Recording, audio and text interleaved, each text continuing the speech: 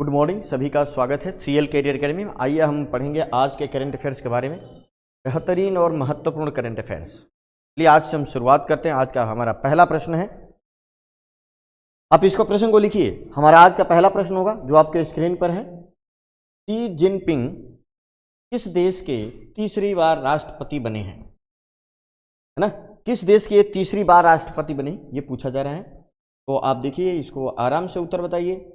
किस देश के ये तीसरी बार राष्ट्रपति बने हैं, आप आराम से बता सकते हैं।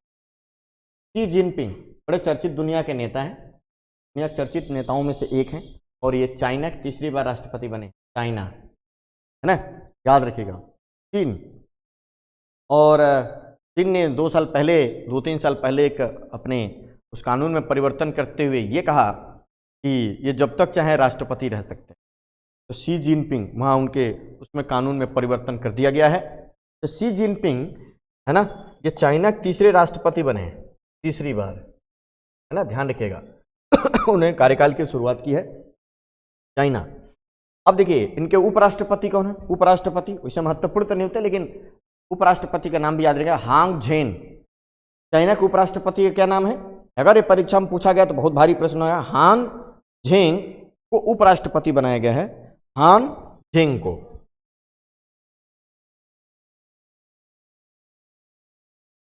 चाइना के उपराष्ट्रपति, ध्यान रखेंगे, इनका नाम है हान झेंग। हान झेंग ये चाइना के उपराष्ट्रपति बनाए गए हैं। तो राष्ट्रपति शी जिनपिंग तीसरी बार और उपराष्ट्रपति हान झेंग, ये बात याद रखिएगा। शी जिनपिंग के पार्टी का नाम क्या है ना? शी जिनपिंग के पार्टी का नाम पूछा जा सकता है, और यहाँ के संसद का नाम पूछा जाता है ना। तो ये प्रश्न भी आप ध्यान रखेंगे। तो शी जिनपिंग की जो पार्टी है उनका नाम है चाइनीज कम्युनिस्ट पार्टी, है ना। शी जिनपिंग की पार्टी का क्या नाम है? Chinese communist party. Chinese communist party के ये नेता हैं, और इनको तीसरी बार चुना गया है राष्ट्रपति के रूप में। शी जिनपिंग, बेहतरीन प्रश्न है, और हमारे पड़ोसी देश के भी हैं राष्ट्रपति ने। तो इस तरीके से इन्होंने अपने राष्ट्रपति और सेना प्रमुख दोनों के रूप में एक संवैधानिक शपथ ली है, याद रखिएगा आप लोग। चाइना के बारे में देखिए, चाइना की राजधानी बीजिंग है। चीन के बारे में अगर हम देखें, चीन, तो चीन के बारे में बहुत सारे इन्फॉर्मेशन आपके पास मिल जाएंगे। राजधानी जो है इसकी, कैपिटल जो है वो है बीजिंग। यहाँ की मुद्रा क्या है? रेनमिनबी।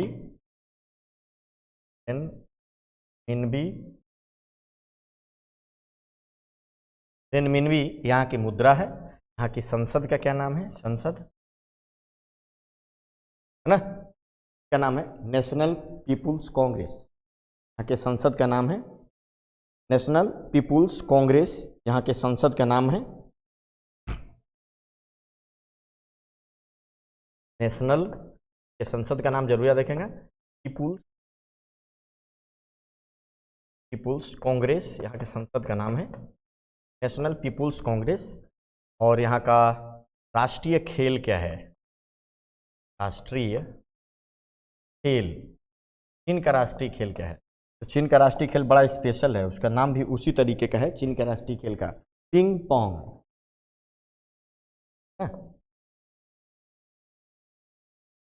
पिंग पोंग यहाँ के खेल का नाम है, जैसा राष्ट्रपति का नाम पिंग पोंग। और इसको हम लोग अपनी भाषा में बोलते हैं table tennis. Table tennis, ping pong को टेबल टेनिस कहा जाता है, वो पिंग पोंग बोलते हैं, है ना। तो राष्ट्रीय खेल, और वहाँ की जो भाषा उसको क्या बोलते हैं? तो भाषा जो है, चीन की भाषा जो है मंदारिन है। मंदारिन की भाषा है, भाषा जो है वो मंदारिन है, चीन, याद रखिएगा।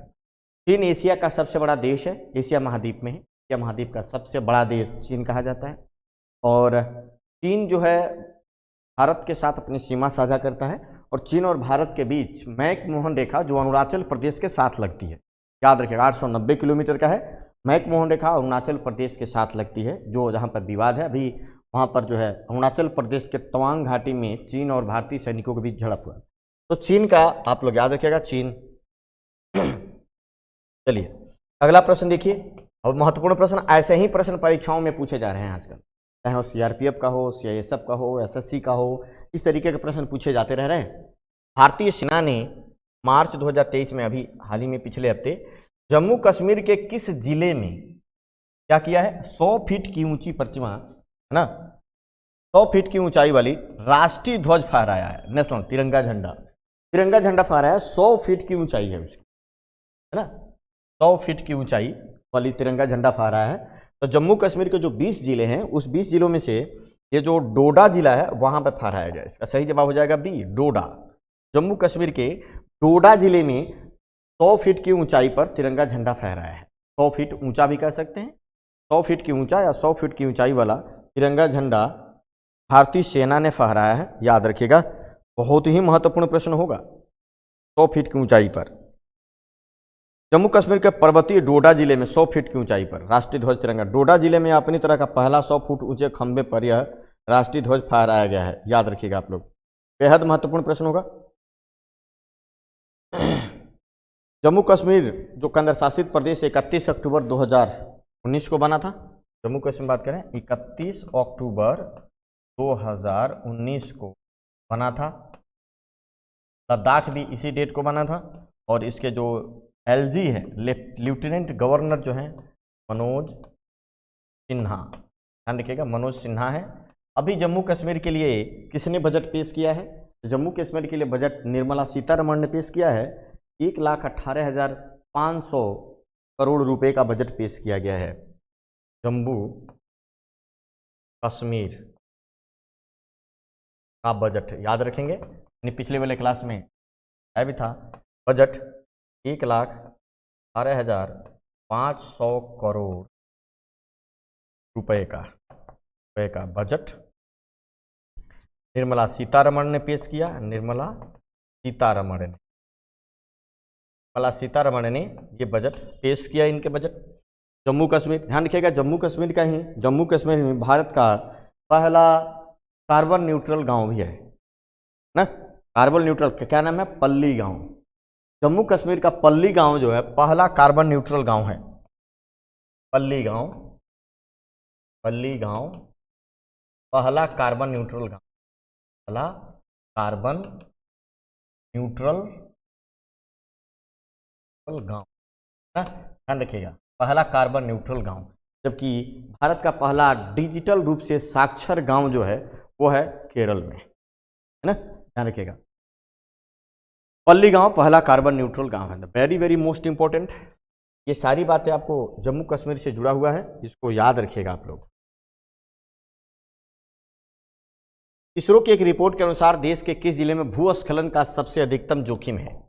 सबसे ज़्यादा जोखिम है और सबसे ज़्यादा लैंड स्लाइडिंग जो है वहीं होता है, आप ध्यान रखेंगे, सबसे ज़्यादा लैंड स्लाइडिंग होता है, maximum risk of land slide जो है इसको बोलते हैं भूस्खलन।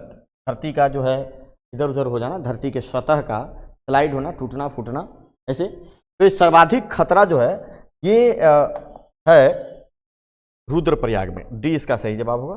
रुद्रप्रयाग जो जिला है भूस्खलन से, और ये उत्तराखंड में, कहाँ है? उत्तराखंड में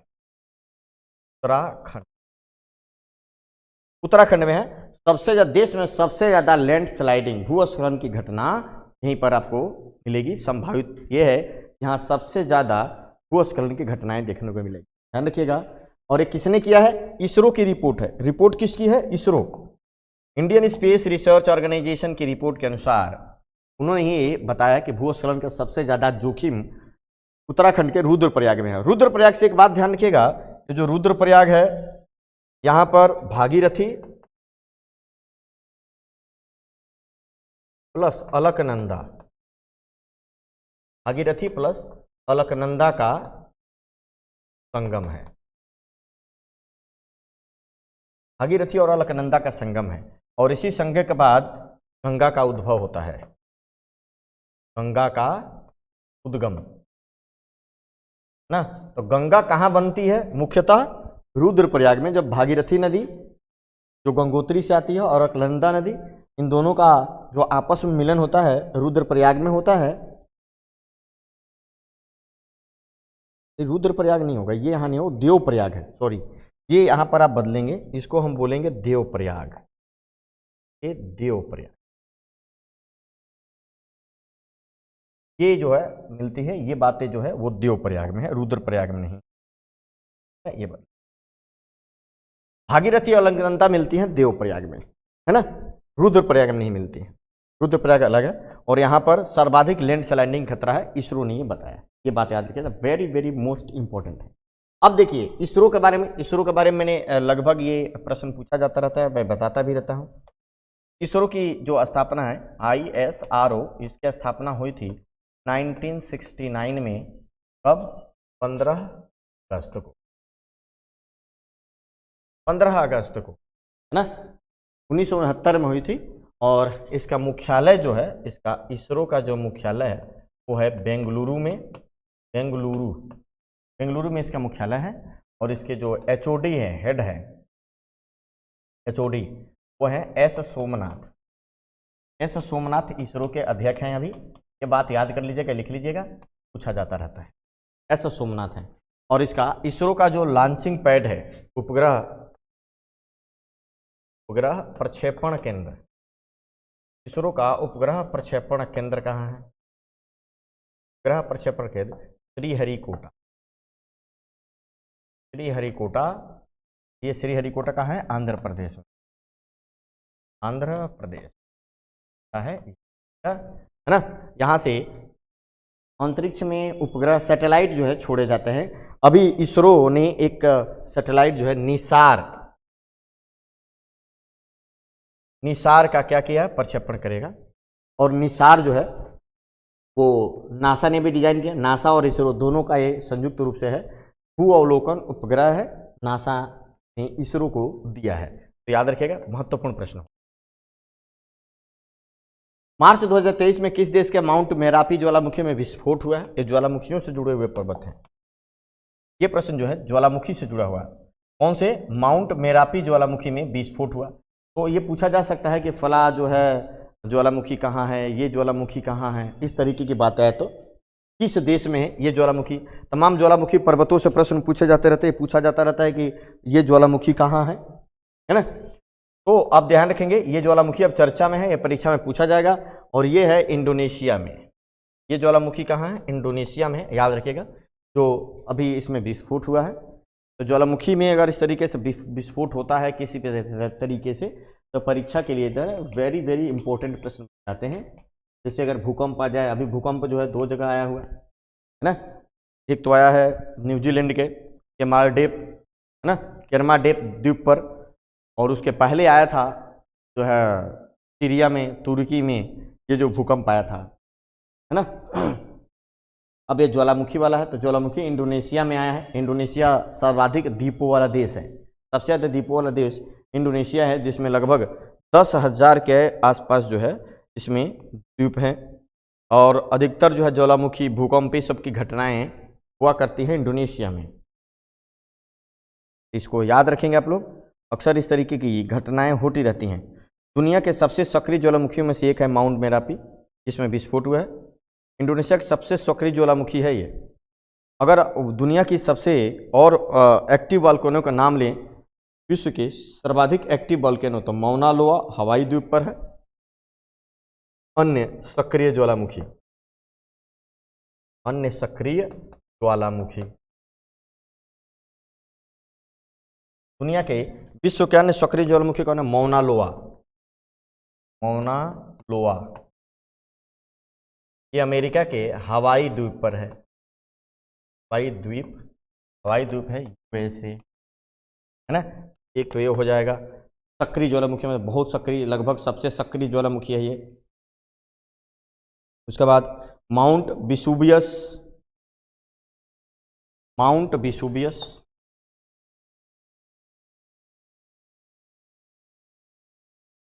यस, ये इटली में है। माउंट विसुवियस जो है इटली में है, याद रखिएगा। इसके अलावा माउंट मेरापी, है ना, ये आ गया, ये तो इंडोनेशिया में है। इसके अलावा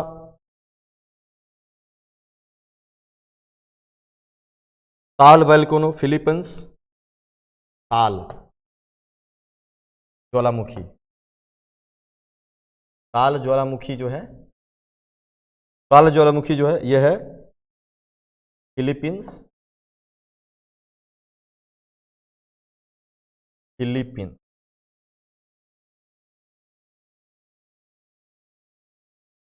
ताल ज्वालामुखी जो फिलीपींस है, इस तरीके से। तो कुछ ये सक्रिय ज्वालामुखियों का ध्यान रखिएगा। इंडोनेशिया की राजधानी है जाकार्ता, जाकार्ता है। और इसके जो राष्ट्रपति जो हैं वो जो है राष्ट्रपति जोको विडोडो। इंडोनेशिया के राष्ट्रपति जो हैं वो हैं जोको विडोडो, जोको विडोडो यहाँ के राष्ट्रपति। तो याद रखेंगे आप लोग। इंडोनेशिया दक्षिण पूर्व एशियाई देशों में है। इस देश ने अंतर्राष्ट्रीय गोल्डन सिटी गेट पर्यटन पुरस्कार 2023 में गोल्ड और सिल्वर स्टार जीता है। इसका सही जवाब हो जाएगा भारत। भारत ने जीता है ना। देखिए अंतर्राष्ट्रीय गोल्डन सिटी, है ना, अंतर्राष्ट्रीय गोल्डन सिटी, है ना, गेट पर्यटन पुरस्कार 2023 में गोल्ड का भी और सिल्वर दोनों ही स्टार अवार्ड जीता है। ये जीता है भारत, भारत ने अवार्ड जीता है।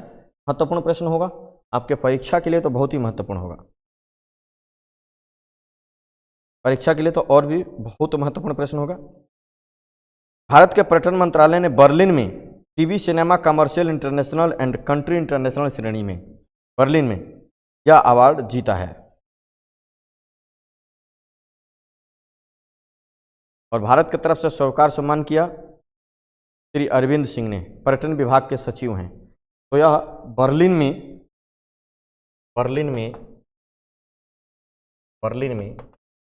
पर्यटन विभाग के सचिव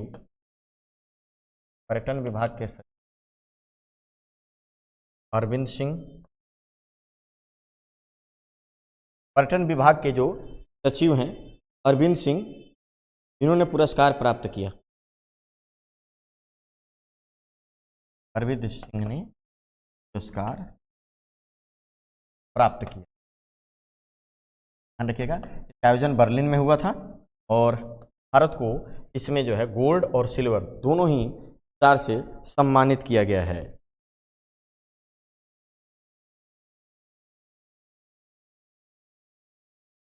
दुनिया का प्रमुख पर्यटन व्यापार शो हर साल बर्लिन में ही होता है, इसलिए वहाँ पर इसके लिए विभिन्न श्रेणियों और देशों, गोल्डन सिटी गेट देशों, शहरों और क्षेत्रों, होटलों के लिए एक रचनात्मकता के लिए ये दिया जाता है। तो बहुत ही महत्वपूर्ण प्रश्न होगा, भारत को ये पुरस्कार मिला है। अशोक लीलैंड ने कहाँ पर 100% महिला कर्मचारियों, 100% महिला कर्मचारियों के साथ all women production line launch की है। अशोक लीलैंड जो आप देखेंगे बस भी बनाती है, लॉरी, ये सब जो है इसके द्वारा बनाया जाता है ना। तो कहाँ पर 100% माने इन्होंने अपना ऑल विमेन एक प्रोडक्शन खोला है, जहाँ पे वहाँ पर इनका जो है निर्माण किया जाएगा, है ना, जहाँ पे इसके पार्ट्स बनाए जाएंगे, गाड़ियाँ बनाई जाएगी। तो वहाँ पर जो काम करने वाले लोग होंगे वो 100% महिला कर्मचारी होंगी वहाँ पे काम करने। ये लिखा है Ashok Leyland launch all women production line with 100% woman employee, 100% woman employee वहाँ होगी, उन्होंने लॉन्च किया है। तो ये एक बहुत महत्वपूर्ण प्रश्न होगा, बहुत ही ज़्यादा। अशोक लीलैंड कहाँ शुरू कर रही है? तमिलनाडु के होसूर संयंत्र में ये शुरू कर रही है। कहाँ पर? तमिलनाडु के होसूर में। तो ये बात याद रखिएगा, सी सही जवाब हो जाएगा, तमिलनाडु के होसूर संयंत्र में ये जो है शुरू किया जाएगा, तमिलनाडु को होसूर संयंत्र। वेरी मोस्ट 100% महिला कर्मचारियों के साथ ऑल विमेन प्रोडक्शन लॉन्च कर लेगा। एक महिला उत्पादन लाइन शुरू करने की पहल महिला सशक्तिकरण को बढ़ावा देने और उन्हें निर्माण उद्योग में भूमिका निभाने के लिए प्रोत्साहित करने के लिए। याद रखिएगा, अशोक लीलैंड जिसका मुख्यालय चेन्नई में है ना, रघुनंदन शरण इसके एमडी हैं। अशोक लीलैंड मुख्यालय जो इसका है चेन्नई में है, मुख्यालय चेन्नई में है। तो 100% कर्मचारियों वाला जो है तमिलनाडु में होसूर में इन्होंने ये एक प्रोडक्शन लाइन शुरू किया जहाँ पर इसके पार्ट्स और ये बसें और ये गाड़ियाँ बनाई जाएंगी। तो याद रखिएगा, तो वेरी वेरी मोस्ट इंपॉर्टेंट। ऐसे ही प्रश्न परीक्षा में पूछे जा रहे हैं। भारत सरकार ने किसे भारतीय जीवन बीमा निगम, है ना, अपॉइंटमेंट से प्रश्न है, LIC, भारतीय जीवन बीमा निगम ने LIC के अंतरिम अध्यक्ष के रूप में किसे नियुक्त किया है? अंतरिम अध्यक्ष, पूर्णकालिक नहीं, जब तक कोई अध्यक्ष नहीं नियुक्त किया जाता तब तक ये कार्यभार संभालेंगे। तो इनका नाम है सिद्धार्थ मोहंती। ये बिल्कुल सही जवाब होगा। सिद्धार्थ मोहंती जो है LIC के अंतरिम अध्यक्ष हैं। याद रखिएगा, ऐसे प्रश्न लगातार पूछे जा रहे हैं ना, तो आपको याद रखना है सिद्धार्थ मोहंती। अब भारतीय जीवन बीमा निगम के बारे में आ जाता है। Life insurance corporation of India, LIC, Bharat सरकार की स्वामित्व वाली ये कंपनी है जो एक बीमा क्षेत्र में काम करती है, बीमा क्षेत्र में काम करती है। इन्होंने पिछले हफ्ते इनको नियुक्त किया है LIC के MD के रूप में। सिद्धार्थ मोहंती वर्तमान में LIC के MD के रूप में कार्यरत हैं। जीवन बीमा कंपनी का अंतरिम अध्यक्ष के रूप में भी इनको नियुक्त किया है।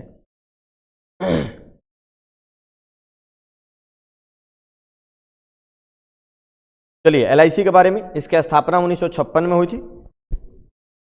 LIC की स्थापना कब हुई थी? स्थापना 1956 में, और इसका हेड ऑफिस जो है नई दिल्ली में है। हेड ऑफिस नई दिल्ली में है, याद रखिएगा। तो एक महत्वपूर्ण प्रश्न बनेगा, ये BBR सुब्रमण्यम कब बने? ये अभी हाल ही में नीति आयोग के नए CEO बने हैं। नीति आयोग के नए जो बने हैं, नीति आयोग के नए CEO। महत्वपूर्ण सा प्रश्न होगा। नीति आयोग के नए CEO बने हैं BBR सुब्रमण्यम। इन्होंने परमेश्वरन अय्यर का स्थान लिया है। टेक महिंद्रा ने किसे कंपनी का प्रबंध निदेशक और मुख्य कार्यकारी अधिकारी अर्थात MD एंड CEO नियुक्त किया है? टेक महिंद्रा ने, ना, टेक का मतलब होता है टेक्निकल, कंपनी का प्रबंध निदेशक और साथ ही साथ मुख्य कार्यकारी अधिकारी, managing director and chief executive officer नियुक्त किया है। तो इसका सही जवाब हो जाएगा Mohit Joshi is the right answer. Mohit Joshi को बनाया है। याद रखिएगा, ऐसे प्रश्न जब भी पूछे जाए लगातार पूछे जा रहे हैं और आप इस प्रश्न को याद जरूर रखेंगे। टेक महिंद्रा ने किससे बनाए हैं? इसका उत्तर हो जाएगा मोहित जोशी। टेक महिंद्रा IT सेवा ये देती है और इन्फोसिस के पूर्व अध्यक्ष मोहित जोशी को 5 साल के लिए इनको नियुक्त किया गया है। याद रखिएगा, ये CP गुरनानी की जगह लेंगे। 5 साल के लिए नियुक्त किया गया है। 5 साल के लिए नियुक्त किया गया है। इन्फोसिस के पूर्व, है ना, अध्यक्ष रह चुके हैं और यह CP गुरनानी का स्थान लेंगे। CP गुरनानी का स्थान लेंगे, ये भी याद रखिएगा, CP गुरनानी का स्थान लेंगे, है ना। तो टेक महिंद्रा जो एक IT कंपनी है, IT सेवा देती है, IT सेवा प्रदान करने वाली प्रदाता कंपनी ना है। अब इनके MD और कार्यकारी अधिकारी बने हैं मोहित जोशी। भारत का पहला भूवैज्ञानिक पार्क कहाँ पर बनाया जाएगा? भारत का पहला भूवैज्ञानिक पार्क, जूलॉजिकल पार्क कहाँ पर बनाया जाएगा? महत्वपूर्ण प्रश्न है। भूवैज्ञानिक पार्क तो यह बनाया जाएगा मध्य प्रदेश के जबलपुर में। जबलपुर है मध्य प्रदेश में। जब भूवैज्ञानिक पार्क बनाया जाएगा, महत्वपूर्ण सा प्रश्न है, बहुत ही महत्वपूर्ण प्रश्न है। भूवैज्ञानिक पार्क ये जरूर याद रखिएगा आप लोग।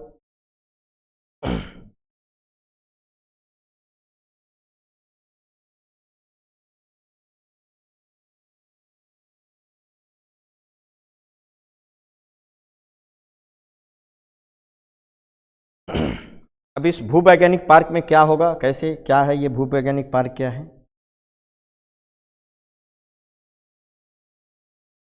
भूवैज्ञानिक, भारत का पहला भूवैज्ञानिक उद्यान मध्य प्रदेश के जबलपुर के लम्हेटा में नर्मदा नदी के किनारे बनेगा। लम्हेटा में, जबलपुर के, मध्य प्रदेश जबलपुर के लम्हेटा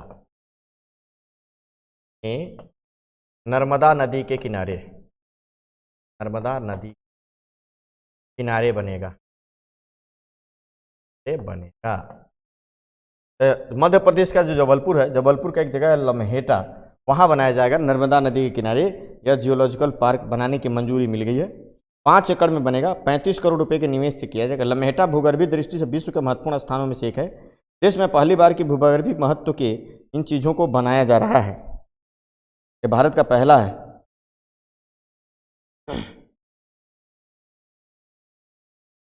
जियो पार्क एक एकीकृत जो एक अस्थायी तरीके से भूवैज्ञानिक विरासत के संरक्षण और उपयोग को आगे बढ़ाता है या वहाँ रहने वाले लोगों की आर्थिक भलाई का भी बढ़ावा देता है। याद रखिएगा, ये जियोलॉजिकल पार्क जो है ये बनाया जा रहा है। कर्नाटक और हरियाणा में इन्फ्लुएंजा के सीजनल वायरल डस्ट वायरस से पहली मौत हुई है। हरियाणा में भी और कर्नाटक दोनों में इन्फ्लुएंजा के जो सीजनल वायरल है, तो कौन सा वायरस है जिससे पहली मौत हुई है ना? दोनों में एक एक मौत हुई है। वैसे मौत 2 हो गई, लेकिन एक ही समय में हुआ, तो इसीलिए एक मौत हरियाणा और एक मौत कर्नाटक में, एक लोगों की मृत्यु हो गई। तो ये वायरस का नाम है H3N2, इसका नाम है H3N2 वायरस है। यहाँ से एक लोगों की मृत्यु हरियाणा में और एक कर्नाटक में हुई। तो आप ध्यान रखिएगा, इस साइंस से प्रश्न होगा, डिजीज से इस तरीके के प्रश्न आपके बनेंगे, तो याद रखना जरूरी है कि ऐसे प्रश्न जो है आप जब भी प्रश्न आए तो आप आराम से कर सकें। H3N2 वायरस जो है, H3N2 वायरस हरियाणा और कर्नाटक में एक मरीज की मौत की पुष्टि भी हुई है। Indian council of medical research influenza उप प्रकार का एक बीमारी का कारण है। इसको किसने? ICMR, Indian council of medical research, ध्यान रखिएगा, Indian council of medical research ने इसको प्रूव किया है कि दोनों जगह पे एक व्यक्तियों की मृत्यु हुई है। इन्फ्लुएंजा वायरस 4 प्रकार के मौसमी इन्फ्लुएंजा वायरस हैं, प्रकार A, B, C और D। 4 प्रकार के इन्फ्लुएंजा वायरस होते हैं, है ना? इन्फ्लुएंजा के 4 प्रकार के हैं, प्रकार A, B, C और D। 4 प्रकार के जो है इन्फ्लुएंजा वायरस होते हैं, है ना? ध्यान रखेंगे। तो ये जो है और बीमारी के लिए मौसमी कारण भी बनते हैं। इन्फ्लुएंजा ए वायरस एकमात्र इन्फ्लुएंजा वायरस है जो फ्लू महामारी यानी फ्लू रोग के कारण जाना जाता है। H3N2 वायरस रोग नियंत्रण और रोकथाम केंद्र के अनुसार H3N2 एक गैर मानव इन्फ्लुएंजा वायरस है जो सामान्य रूप से सुअरों में फैलता है और मनुष्यों को संक्रमित करने पर स्वाइन इन्फ्लुएंजा वायरस कहा जाता है। यह क्या है कि सुअरों से फैलता है। ये किससे फैलेगा? ये जो है ये सुअरों से फैलता है, सुअरों से फैलता है, डायरेक्ट मानव में नहीं फैलता, पहले सुअरों में पनपता है और सुअरों के बाद यह मानव में फैलता है। H3N2 एक गैर मानव इन्फ्लुएंजा वायरस जो सामान्य रूप से सुअरों में फैलता है और मनुष्यों को संक्रमित करने पर इसे स्वाइन इन्फ्लुएंजा वायरस कहा जाता है। जब मनुष्य को संक्रमित कर देगा तब इसको स्वाइन इन्फ्लुएंजा वायरस कहेंगे, स्वाइन इन्फ्लुएंजा वायरस कहेंगे, वायरस जब मनुष्य को संक्रमित करेगा तब इसका ये नाम लिखा जाता है। और यही है H3N2। इसके रोकथाम के क्या उपाय हैं? H3N2 वायरस से पीड़ित लोगों को दवाओं की सलाह दी जा रही है जो नुस्खे के अनुसार लेनी चाहिए। वर्तमान में अनुशंसित दवाएं हैं ओसेल्टामिवीर, जनामिवीर, पेरामिवीर और वालोक्लक्सावीर, जो है ना, ये इसके हैं। तो ध्यान रखिएगा इन्फ्लुएंजा वाले H3N2। चलिए आज के लिए इतना ही, कल फिर मिलेंगे। सभी लोगों का बहुत बहुत धन्यवाद। जय हिंद, जय भारत।